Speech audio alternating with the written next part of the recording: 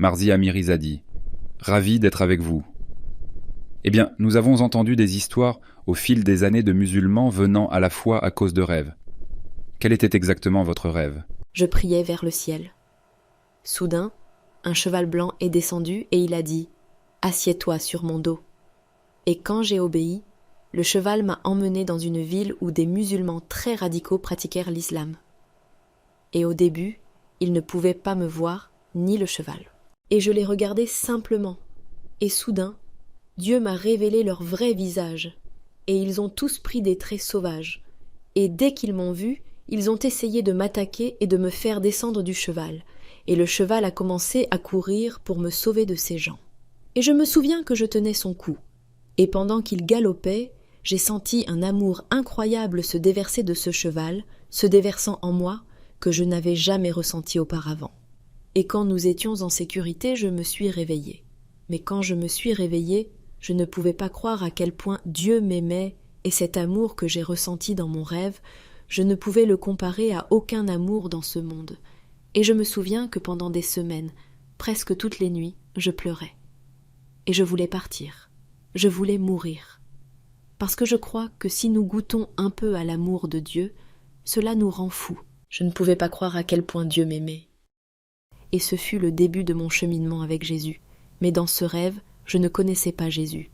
Et plus tard, comme je l'ai mentionné, une de mes amies qui s'était convertie au christianisme m'a parlé de Jésus, qu'il est mort sur la croix pour mes péchés et qu'il nous a sauvés.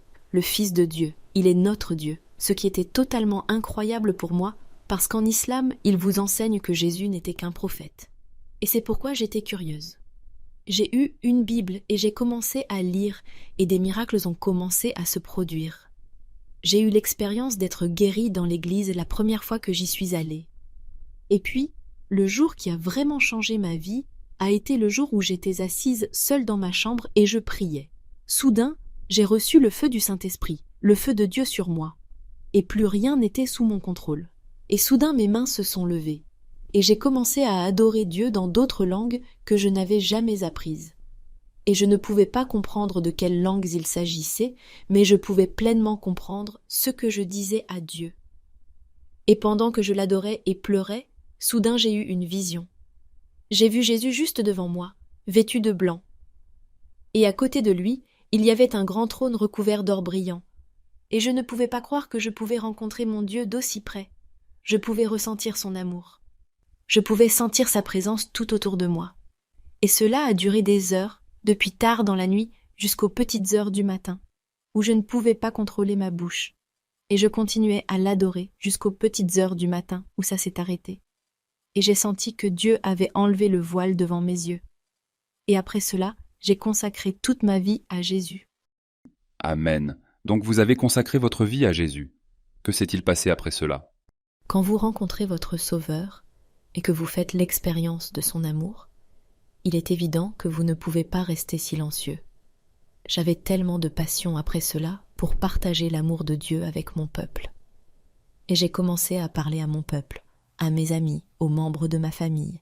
Et comme j'étais tellement passionnée par cela, et en Iran, il n'est pas possible d'en apprendre davantage sur le christianisme.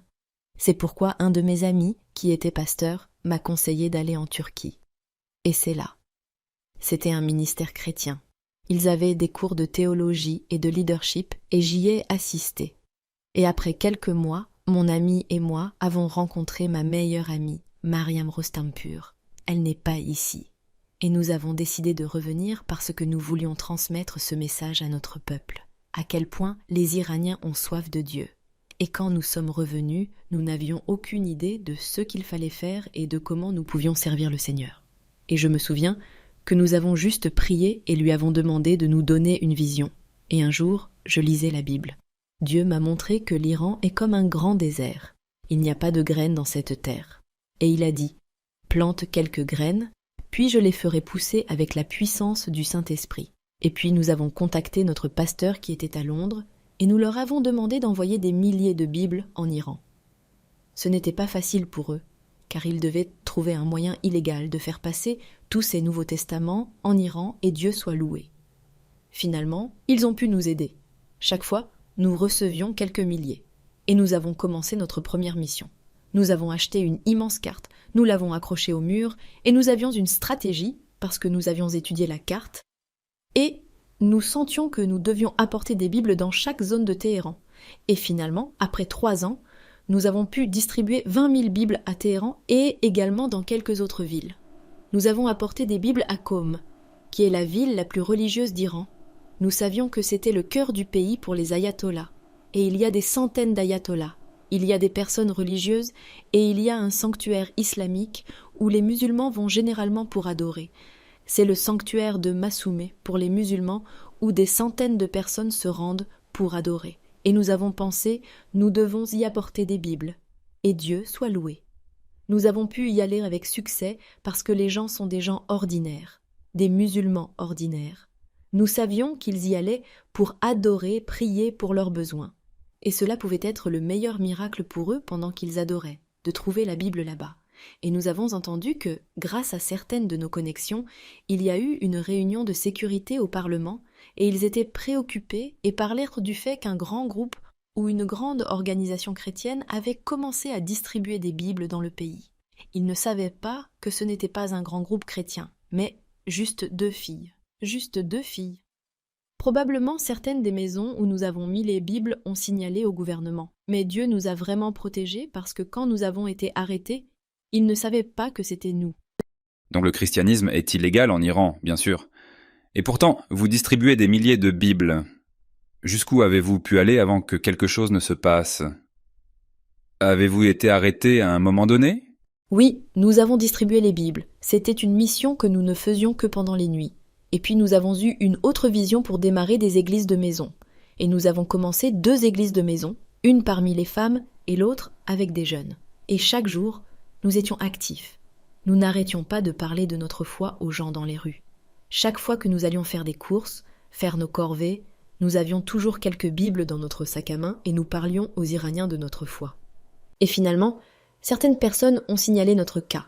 Et nous ne savons pas exactement ce qui s'est passé et qui a fait ça. Et nous avons été arrêtés. Et que s'est-il passé après votre arrestation ? Le premier endroit où ils nous ont envoyés était un centre de détention.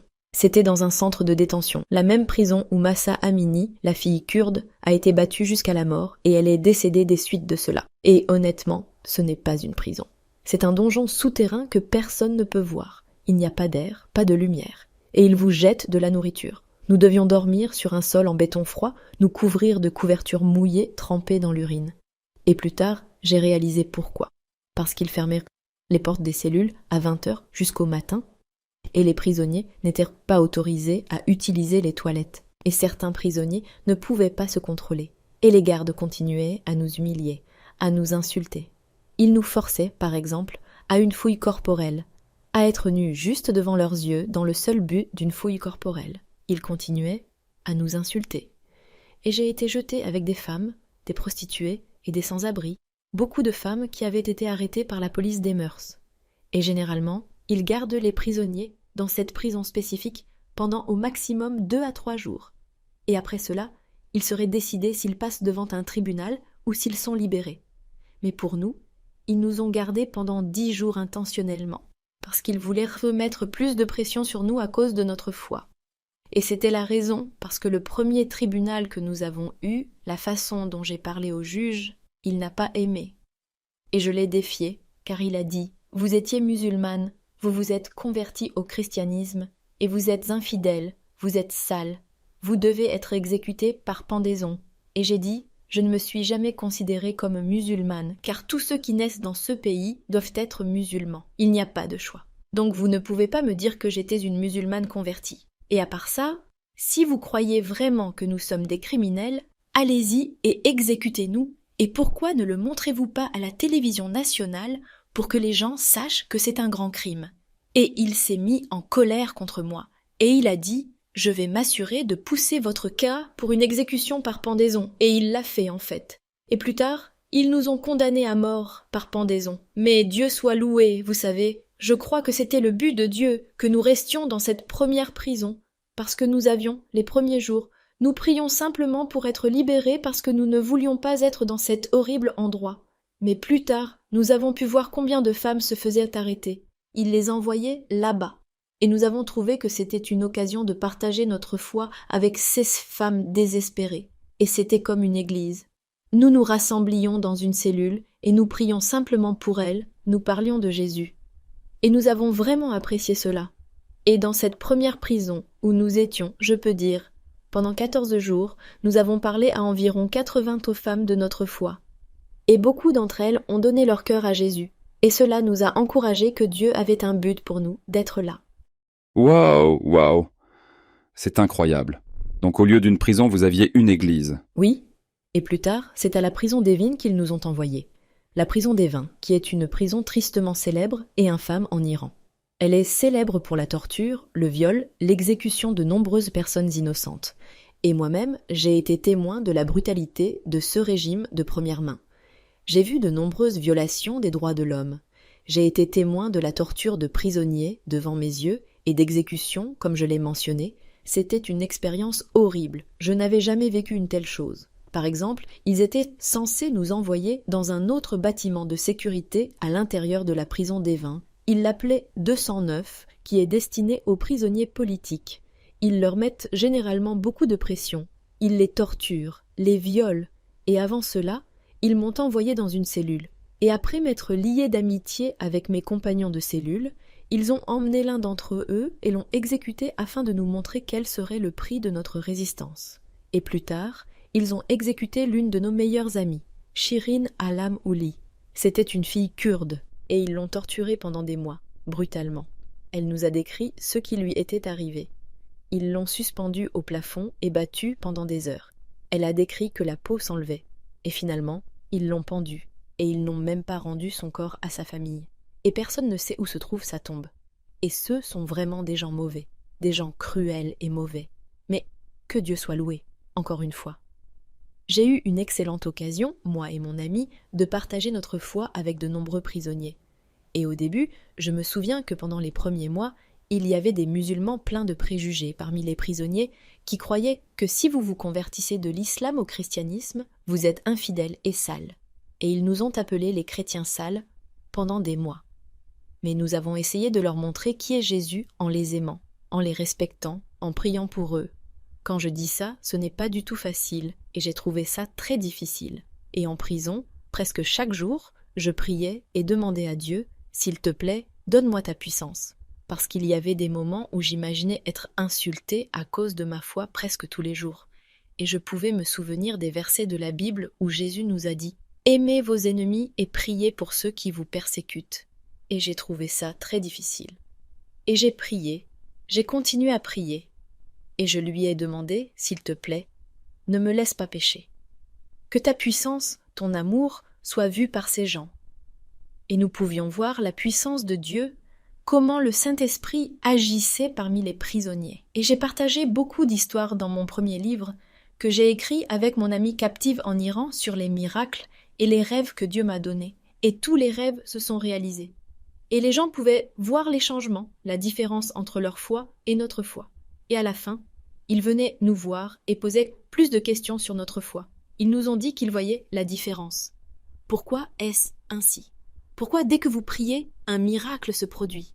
Mais quand nous prions, nous n'obtenons aucune réponse. Et ils pouvaient voir cette différence. C'est pourquoi ils étaient si curieux, ce qui a rendu les autorités pénitentiaires très en colère. Je me souviens que nos interrogateurs, l'un d'eux était tellement en colère contre moi. Il a dit « J'ai entendu que même en prison, vous parlez de votre foi avec les prisonniers, vous devez fermer votre bouche ici. N'endoctrinez pas notre jeunesse, et même en prison, vous n'arrêtez pas ça. » Et je lui ai dit « ce n'est pas ma faute, c'est votre faute. Vous nous avez arrêtés, vous nous avez mis dans cette prison. Les prisonniers sont curieux. Ils nous demandent « Quelle est votre accusation ? Pourquoi êtes-vous ici ?» Donc nous devons leur expliquer. Et je pouvais voir qu'ils étaient tellement désespérés parce qu'ils ne pouvaient rien faire d'autre avec nous. Nous étions déjà en prison. Et j'ai trouvé ça plus agréable. Et j'ai découvert que j'étais plus libre à l'intérieur de la prison qu'à l'extérieur, car sans aucune crainte, je pouvais parler à tout le monde. Mais ils ont essayé de nous isoler. Même en prison, par exemple, il y avait certaines installations, une bibliothèque, où les prisonniers pouvaient aller et utiliser. Mais le premier jour où j'y suis allée pour assister à des cours, la directrice de l'autorité pénitentiaire. La première question était Quelle est votre accusation ? Et dès que je lui ai dit que je suis chrétienne et que je suis ici à cause de ma foi, elle est devenue furieuse et elle a dit « Sortez d'ici. Vous êtes sale et vous devez être exécuté immédiatement. Vous n'avez pas le droit d'être dans cette section. » Cela m'a vraiment brisé le cœur. Et je me souviens que je lui ai dit « Hé, je suis ici à cause de ma foi. » Et je suis tellement fière de moi-même que je ne suis pas une criminelle. Mais quand j'ai quitté son bureau et que mes larmes coulaient parce que mon cœur était brisé, et Dieu, encore une fois, me rappelle le verset de la Bible, comme dans un Pierre, qui nous dit « Réjouissez-vous lorsque vous souffrez à cause de votre foi. Vous êtes bénis. Si vous êtes insultés à cause de votre foi. » Et vous savez, ces versets de la Bible étaient très encourageants. Mais comme je l'ai dit, la situation était très difficile d'être dans cet horrible endroit. Mais nous pouvions voir comment Dieu agissait parmi les prisonniers et même certains gardes. À la fin, ils sont venus nous voir. Ils se sont excusés pour leur comportement et c'était un grand miracle. Mais plus tard, nous avons appris qu'il y avait beaucoup de pression internationale sur le régime. Pendant les premiers mois, nous n'avions aucune connexion avec l'extérieur. On ne nous a pas permis d'avoir un avocat. Mais plus tard, quand j'ai appelé ma sœur, elle m'a dit combien de chrétiens dans le monde entier prièrent pour nous, plaidèrent pour nous. C'était tellement encourageant car nous pensions que personne ne savait et que nous étions totalement oubliés. Mais c'était tellement encourageant de voir nos frères et sœurs nous soutenir dans ce combat. Et puis, vous savez, Amnesty International s'est impliqué. Le pape du Vatican a envoyé une lettre au gouvernement en notre nom et certaines personnes du département d'État nous ont dit plus tard qu'ils travaillaient sur notre cas. Et à cause de toutes ces pressions, nous avons été libérés. Mais je donne toute la grâce à Dieu. Je crois que la première raison est à cause de sa grâce, de sa puissance, de son miracle que nous avons vu de nos propres yeux, et puis le soutien de mes frères et sœurs, chrétiens et tous les gens du monde entier qui ont fait pression sur le gouvernement. C'est pourquoi j'insiste sur l'importance de la pression internationale, surtout en ce moment, où les gens se battent contre le régime de la République islamique. Nous, en tant que chrétiens, devons soutenir le peuple, et surtout l'Église en Iran. Je suis sûre que vous avez entendu que l'Iran a les églises qui connaissent la croissance la plus rapide et que beaucoup viennent au Christ. Après votre libération, avez-vous quitté l'Iran à ce moment-là ? Vous avez également été condamné à mort par pendaison, n'est-ce pas ? Oui, je me souviens du dernier mois. Ils nous ont juste dit que nous avions eu de nombreux interrogatoires. J'ai oublié de mentionner qu'ils nous ont envoyés dans une autre section de la prison d'Evin. C'est la section 209. Dans cette section, ils nous ont mis la pression, surtout le dernier mois, et nous ont dit « Si vous écrivez juste une phrase et renoncez à votre foi en Christ, nous vous libérerons. » Mais je leur ai dit « Allez-y et pendez-moi. » Je ne vais pas renier ma foi car je ne suis pas venue à la foi juste parce qu'un jour je me suis réveillée et j'ai décidé d'être chrétienne. De nombreux miracles se sont produits, de nombreux rêves que Dieu m'a montrés. Et suite à cela, j'ai donné mon cœur à Jésus. Donc même si vous coupez chaque partie de mon corps, vous n'êtes pas capable de séparer Jésus de moi. Et ils étaient tellement désespérés, et oui, je disais qu'après ça, à cause de toutes ces pressions, ils nous ont libérés. Mais nous avions encore un autre tribunal. Et ils ont dit, dans 6 mois, vous aurez un autre tribunal. Et nous avons compris qu'il y avait une grande discussion entre les ayatollahs et le gouvernement, parce qu'au niveau international, ils étaient sous pression. Mais les ayatollahs devaient se battre avec le gouvernement, car selon la loi de la charia, nous étions censés être pendus. Notre plus grande accusation était l'apostasie, qui est punissable de mort. Et je me souviens qu'ils nous ont donné tous nos passeports, tous les documents qu'ils avaient confisqués, et ils s'attendaient à ce que nous nous échappions, car si nous quittions le pays à ce moment-là, ils pouvaient dire « d'accord, ils se sont échappés ». C'était très difficile pour eux de nous dire verbalement qu'ils allaient nous libérer. Et c'est pourquoi ils préféraient que nous nous échappions. Et je me souviens que quand nous avons été libérés, notre pasteur nous a dit « Ne restez pas, quittez le pays, vous avez le passeport ». Et puis nous avons prié, nous avons pensé « Non, nous n'allons pas nous échapper ». Et nous irons au tribunal à la date qu'ils nous ont donnée. Et nous étions prêts. Mais c'était tellement drôle. Au dernier tribunal, il y avait 5 juges, mais le président des juges connaissait la situation. S'il posait une question, n'importe quelle question, « Êtes-vous chrétien ?» Nous dirions « Oui, nous sommes chrétiens ». Et alors, il serait en difficulté. Et je me souviens qu'un des juges ne savait pas et il voulait intervenir et poser des questions. Et le président du juge a dit « Non, taisez-vous, pas de questions ». Et nous avons trouvé que c'était très difficile pour eux, et ils n'ont posé aucune question. Et ils ont juste dit « Nous allons vous libérer ». Et nous avons compris pourquoi. Mais ils nous ont menacés à la fois au tribunal. Et aussi, avant d'aller au tribunal, et lors de notre dernier interrogatoire, ils nous ont dit qu'ils allaient nous libérer, à cause de la pression internationale. Mais nous ne pouvons pas garantir votre sécurité ici car il y a des musulmans radicaux pleins de préjugés qui ont entendu parler de votre histoire. Et vous savez, votre maison peut prendre feu, vous pouvez mourir dans un accident. Et puis, ils nous ont donné quelques exemples. Le pasteur iranien qui a été tué, comme le pasteur Haïk, le pasteur Soutman, qui était en prison, et le pasteur Hayek a plaidé pour lui, et suite aux pressions internationales, ils ont dû le libérer, mais plus tard, ils les ont tués tous les deux. Et ils nous ont mentionné ces exemples pour nous dire que même s'ils doivent nous libérer, il y a d'autres moyens de nous tuer. Et ils ont dit, vous ne pouvez pas être chrétien, vivre en tant que chrétien, et vous devez nous donner votre adresse où que vous alliez. Et puis nous avons senti que nous devions quitter le pays. Et puis, nous avons fait une demande de réfugiés pour aller aux États-Unis. Quel est votre message maintenant ? Maintenant que vous êtes hors d'Iran, quel est le principal message que vous voulez communiquer aux gens ? Vous savez, je suis une évangéliste. Je n'arrêtais jamais de parler de ma foi avec les gens en Iran, qui est le pays le plus dangereux pour parler de sa foi. Ici, aux États-Unis. J'ai été candidate. Je me suis présentée pour le district 67 de la Chambre des représentants, pour la législature de la Chambre. Et encore une fois, j'ai pris cela comme une occasion de partager mon message avec de nombreux Américains. Et j'ai parlé à des milliers d'entre eux, j'ai fait du porte-à-porte seul dans 10 000 maisons, et j'ai trouvé cette occasion de parler. J'ai fini dans les rues à prier pour les toxicomanes, pour les criminels, même s'ils n'étaient pas des électeurs.